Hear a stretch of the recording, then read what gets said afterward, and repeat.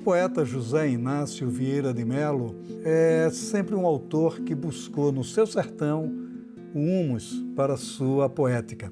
No seu novo livro, Garatujas Selvagens, ele foge um pouco deste ambiente para falar de uma poesia mais intimista, mais pessoal, mas ainda assim com todos os requisitos da sua tradicional poética.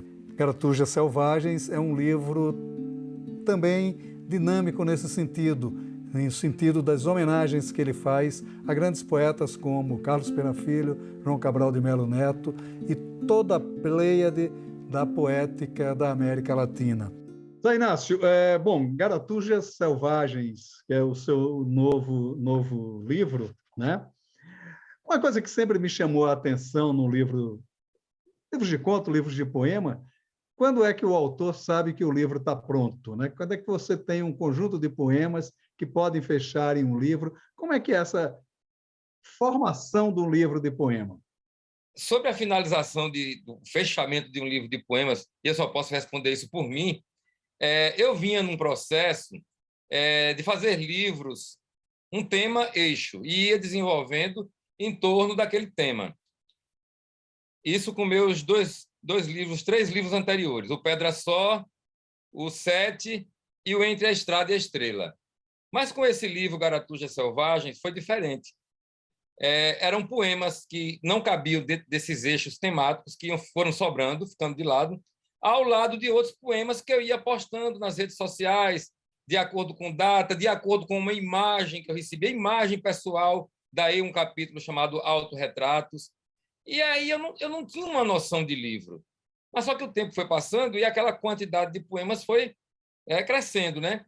E eu fui dividindo, como eu faço sempre, em seções.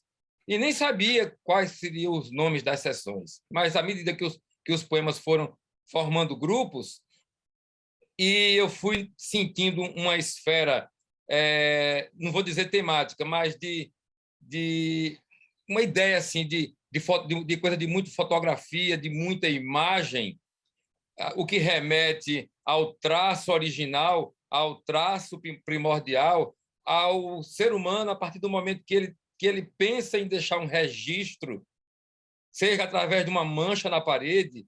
Pensa aí, o primeiro sujeito que chegou e botou um traço na parede e entendeu aquilo como uma arte ou uma mensagem.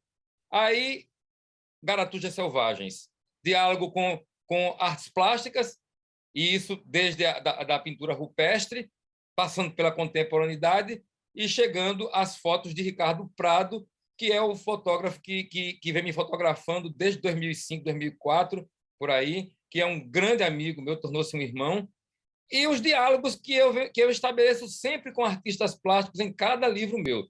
Todo livro meu eu elejo um artista plástico para fazer capa e ilustrações internas. Só um fotógrafo que teve o direito de fazer capa e ilustrações internas de um livro meu, que foi justamente o Ricardo Prado, lá em Pedra Só.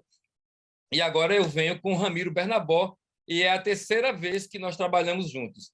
Ramiro Bernabó, grande artista plástico, nascido na Argentina, só nascido lá, mas brasileiro, brasileiríssimo, filho de Caribé. Ele fez a capa e as ilustrações do meu segundo livro. No terceiro, eu usei esculturas monumentais dele, feitas em jaqueira, um trabalho tosco, porque a proposta é essa, mas sofisticadíssimo.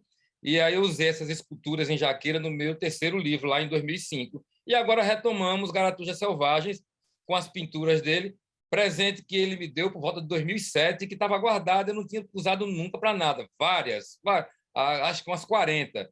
Então, no livro entraram umas 12. Então, esse conjunto de coisas foi se dividindo em seções e eu mostrei para alguns leitores preferenciais, poucos. E o que mais teve presente foi o Salgado Maranhão, o grande poeta Salgado Maranhão, que é um grande amigo meu também, amigo nosso. E aí o Salgado disse: você estava precisando de fazer um livro diferente mesmo, de sair dessa coisa do eixo temático, que é muito bom, mas de oferecer esse leque de possibilidades, esse arranjo de flores diferentes para o seu público. E também é uma coisa interessante no livro, que me parece que é o seu livro, digamos assim, menos mitológico.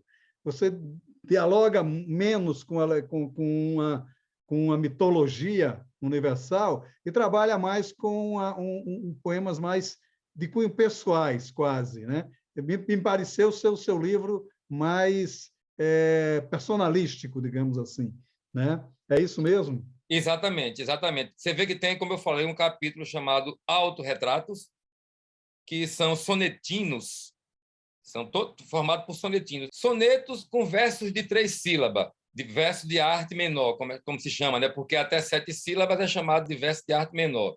De 8 sílabas às 12 é chamado de verso de arte maior, e a partir daí de versos bárbaros, isso dentro da tradição ocidental.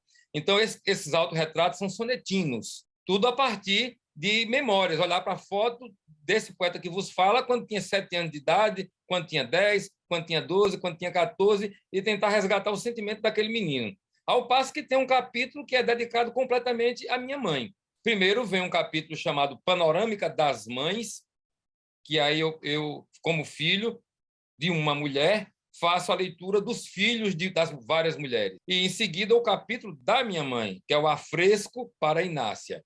Então, tem essa coisa bem... E um outro capítulo chamado Retratos, que é quando eu faço homenagem a amigos e a personalidades das letras do mundo artístico pelas quais eu tenho admiração. O Garatujas também, ele tem uma outra forte característica, além dessa pessoalidade que a gente falou, é o livro que menos se debruça, pelo menos da sua obra, sobre o panorama campesino. Ele continua com aquela pegada imagética muito forte da sua poesia, mas ela se apega menos ao ambiente agrário, que é muito comum na sua poética, não é urbano também, mas ele foge um pouco dessa questão da ambientação também. Quer dizer, é uma coisa de mais de sentimentalidade. Como é que foi trabalhar isso? Na verdade, foi uma coisa muito espontânea, porque eu sinto a presença do universo sertânico nesse livro, como da mesma maneira dos outros. Mas, claro, quando eu fiz o Pedra Só é um livro de um lugar que virou entrelugar, um lugar na Caatinga, né? Então, eu estava ali montado a cavalo o tempo todo. Já no livro anterior a esse, e que veio dois livros depois do Pedra Só, que é Entre a Estrada e a Estrela, ali eu já caminhava pelo planeta, entendendo o planeta como sertão, o planeta Terra como sertão, e mirando o cosmo, né? Mirando o universo. Essa caminhada pelo planeta também era singrando mares. E lembre bem que as várias conquistas dos povos europeus, e pensando na nossa relação com Portugal, foi os portugueses, menos de 1 milhão de portugueses, um país que tinha menos de 1 milhão de habitantes, singrar toda a costa africana, no período de mais ou menos 100 anos. Não há um só lugar daqueles ali que o primeiro homem europeu, apesar, não tenha sido um português. Da mesma maneira que eles chegaram aqui ao Brasil, caminhando sobre o planeta, né? Singrando os mares. Esse percurso eu fiz também, só que de uma forma muito particular. E nesse livro eu dou continuidade a isso e me vejo muito em diálogo com escritores universais que são bem da roça. Aí eu me refiro ao João Guimarães Rosa, que é uma referência muito forte no meu trabalho, assim como o meu conterrâneo Graciliano Ramos. Entende? Então, essa coisa de muitas leituras que são feitas da minha obra caracteriza muito essa coisa do sertão. Poeta sertanejo. Às vezes, isso não me incomoda, isso me deixa muito lisonjeado, na verdade, mas, às vezes, esse recorte ele é um pouco picaresco, sabe? Ele limita.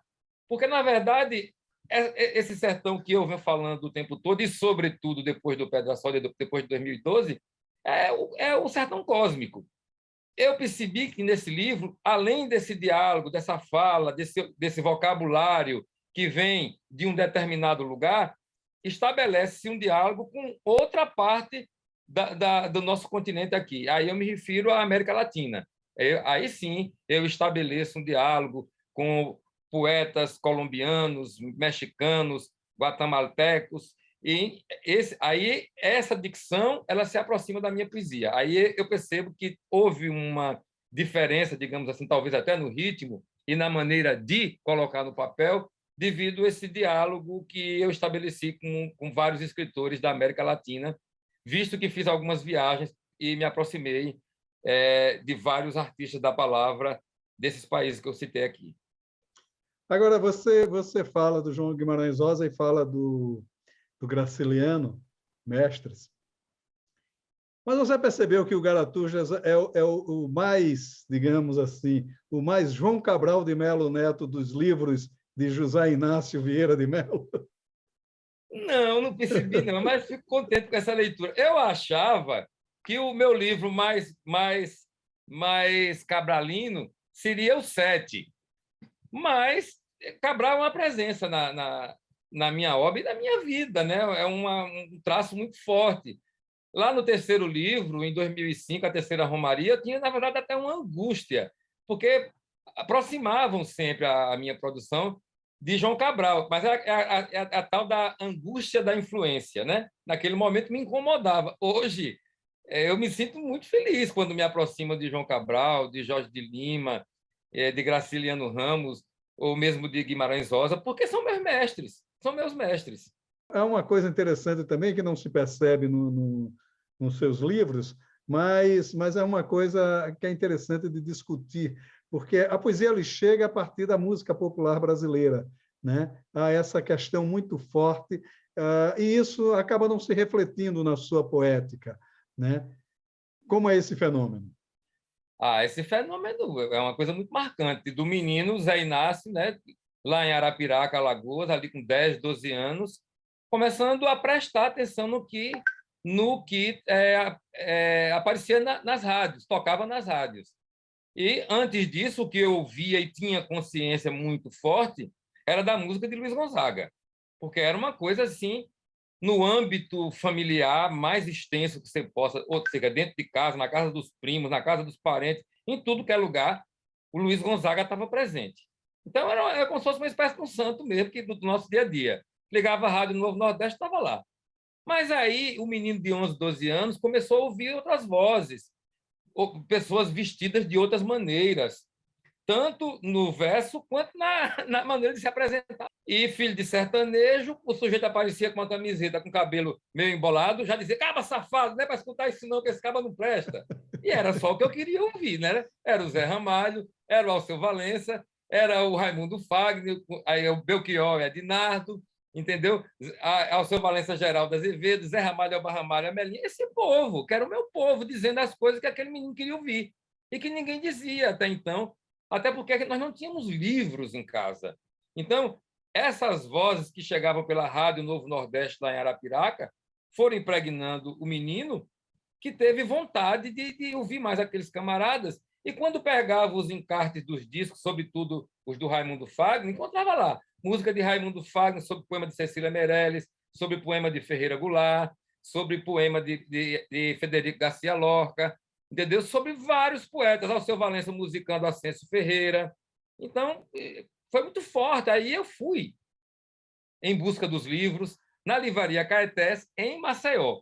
Lembre-se que eu estava em Arapiraca e não tinha livraria que vendia esses livros. Só em Maceió, na Livraria Caetés. Aí foi que se deu o contato e o choque com a poesia e começar a ler poemas. O primeiro livro que eu li foi de um poeta popular, e por causa do Fagner, que gravou Vaca, Estrela e Boi, Fubá do Patativa do Assaré, lá na Livraria Caetés eu encontrei Cante Lá, que eu canto cá, Filosofias de um Trovador Sertanejo de Patativa do Assaré, publicado pela editora Vozes. Então foi esse livro aí. Mas há um fator também interessante, porque há uma certa fuga dessa não é uma fuga da questão popular. A sua poesia dialoga muito com os sotaques populares, mas é a busca do formalismo, né? E o formalismo dentro daquilo que, de certa forma, a música, a poética da música oferece. O Tiago de Mello, quando fez uma antologia sobre poetas latino-americanos, botou a Violeta Parra. Ele dizia, esta é uma grande poeta. Também há o sentimento de que os letristas estariam fazendo uma grande poesia. Certo. Pelo menos nessa sua visão, não é? Claro, claro que sim. E aí, falando em letrista, a obra do Zé Ramalho e do Alceu Valença, nossa, assim como dos baianos que vieram um pouco antes, Caetano Veloso e Gilberto Gil, todos eles são poetas. Alceu é um poeta belíssimo, precisa até ser melhor estudado. Os baianos não, os baianos eles têm uma atenção grande da crítica e tal, e já um cara como Zé Ramalho e Alceu Valença, não, eu não vejo esse cuidado com a obra. O Alceu lançou um livro de poemas que não tem a força, ao meu ver, das letras das músicas dele. Porque, pô, o cara que faz anunciação, aquilo ali é muito bonito, e a métrica está toda ali, a música já sai naturalmente. E falando dessa coisa da música e ligada à poesia em minha vida, de 2013 para cá, muitos artistas da música brasileira, artistas valorosíssimos, que não são tão conhecidos, mas muito valorosos, começaram a ter um olhar sobre minha poesia. De modo que eu já tenho mais de 70 poemas musicados com mais de 15 parceiros, sendo eles Tiago de Melo, que é filho do Tiago de Melo, Henrico de Miceli, lá do Amapá, o Tiago Amude, que é um compositor, cantor e compositor genial, tem o Frederico Demarca, que é outro rapaz do Rio de Janeiro muito bom, o Petrúcio Baeto, de Maceió, Alagoas.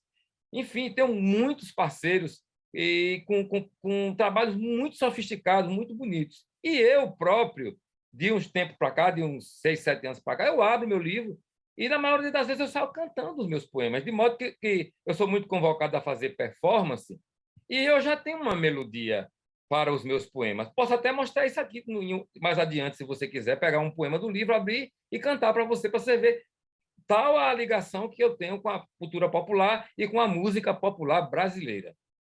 Mas pode fazer, mas pode ver. Que deveria ser chamado, na verdade, de música e poesia do Brasil, que eu nunca vi uma música tão boa como a nossa música, a música popular brasileira. Deixa eu encontrar aqui um poema chamado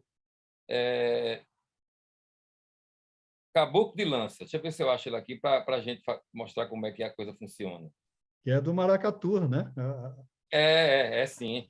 Que eu sou alagoano da divisa, né? Eu nasci num povoado chamado Olho d'Água do Paimané, município de Dois Riachos, que divisa com Águas Belas, Pernambuco. E no meio da cidade de Águas Belas, bem no centro mesmo, tem uma aldeia chamada Funiô. Eu sou descendente dos Funiôs pelo lado materno. E o Paimané, que pertence a Dois Riachos, é a terra onde nasceu a maior jogadora de futebol do planeta, que é a minha parenta, a Marta. Marta. Né? Você chega lá em Dois Riachos, está a placa em cima, mais do que justo, né? Bem-vindo a Dois Riachos, terra da jogadora Marta, da rainha Marta. Isso mesmo. Pois bem, Caboclo de Lança é o nome do poema, e aí é rememorando a coisa do maracatu rural, lá do menino Zé Inácio, que morava no Paimané, em Palmeira dos Índios.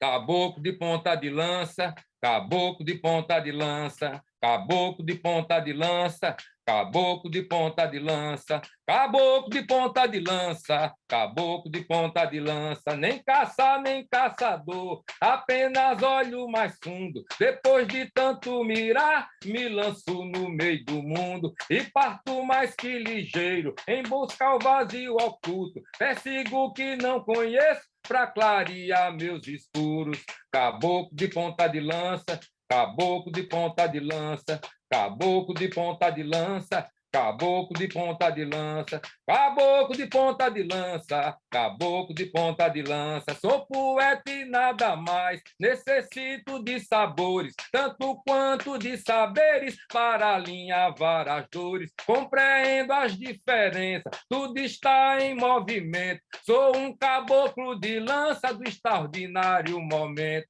Caboclo de ponta de lança, caboclo de ponta de lança, caboclo de ponta de lança, caboclo de ponta de lança, caboclo de ponta de lança, caboclo de ponta de lança. Ser poeta é minha sina e meu verso é o mesmo texto. Invento minha cartilha, não quero rezar seu texto. Sei que vou passar ligeiro, sou a lança arremessada e o que mais me fascina é poder seguir na estrada. Caboclo de ponta de lança, caboclo de ponta de lança, caboclo de ponta de lança, caboclo de ponta de lança. É isso aí. É isso, quer dizer, essa questão dessa musicalidade, né, da poesia, né, que é uma coisa interessante. A poesia brasileira, ela é muito musical, né? Está aí as tantas músicas. músicas feitas a partir da poesia brasileira e a própria música popular brasileira, que é um véu de poesia imenso, né? Agora, e os novos trabalhos, Inácio, como é que está? Você não para, né? Você ainda tem a questão do agitador cultural, né? Você faz várias atividades do ponto de vista de festas literárias e tal. Como é que está essa questão toda? Olha, essa pandemia ela veio e deu uma rasteira na gente, né? Nas gentes do planeta, todo mundo, todos os setores. E nós da cultura sofremos muito com isso, muito. Lembro que no dia que aqui na Bahia foi decretado essa coisa da pandemia, eu estava na cidade de Castro Alves, era o dia 14 de março, dia do nascimento do poeta, em um evento literário, ao lado de Anne de Carvalho, poeta lá do Amapá, do cordelista de Santa Bárbara, aqui da Bahia, Antônio Barreto, e do poeta Filho da Terra, de Castro Alves, Eliseu Moreira Paranaguá. No meio do evento, tivemos que parar, porque a secretária de Educação chegou e disse: olha, não, houve um decreto no Estado, a partir de agora não pode mais ter atividade. E aquilo ali deixou a gente suspenso 1 mês, 2, sem entender direito, gente morrendo, e a gente achando que aquilo passaria com 3, 4, 5, 6 meses. Até hoje nós estamos nesse sofrimento, né? Então, naquele momento, eu já tinha uma agenda assim. Eu passaria o mês de maio de 2000 todo na Colômbia, nas 5 maiores cidades da Colômbia, participando de festivais literários, de feira de livro, desde Bogotá, Cartagena, Medellín, Cali e Barranquilha.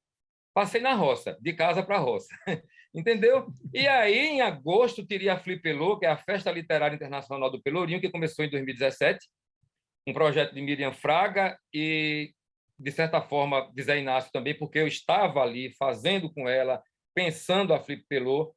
A grande poeta Miriam Fraga foi embora para a imensidão, não conseguiu realizar, ela era diretora executiva da Fundação Casa de Jorge Amado, mas a sua filha, grande administradora, que passou a ser a diretora executiva, conseguiu, em 2017. E nós fizemos já 5, 6 edições da Flip Pelô extraordinárias, cada uma mais fantástica do que a outra. A de 2021 foi a que eu fiquei muito chocado com essa coisa, e ela seria completamente virtual, e eu me ausentei da curadoria. Eu não quis fazer a curadoria porque eu não estava entendendo aquele momento, entendeu? Eu não estava conseguindo compreender. Mas voltamos agora em 2021. A de 2020 foi que foi virtual, completada. 2021 não, foi híbrida. Foi um outro evento belíssimo, e estamos voltando, mas à medida que a gente achava que as coisas iam acelerar, assim, o retorno das atividades e tal, agora já começa a frear novamente. A Flipelô iria acontecer em agosto, porque ela acontece sempre em agosto por conta do aniversário de Jorge Amado. Lembre-se que é um evento da Fundação Casa Jorge Amado, mas por conta da pandemia já foi adiada para novembro de 2022. Já começa a ter. Tanto é que o Garatujas ele sairia em agosto de 2020, que seria a Flipelô de 2020. Não aconteceu, perdão, de 2021. Não aconteceu, e eu só fui lançar esse livro em 2021, outubro de 2021. Na verdade, era assim, o Garatuja estava programado para ser lançado em agosto de 2020. Por conta da pandemia, nós ficamos esperando, só consegui lançar em outubro de 2021.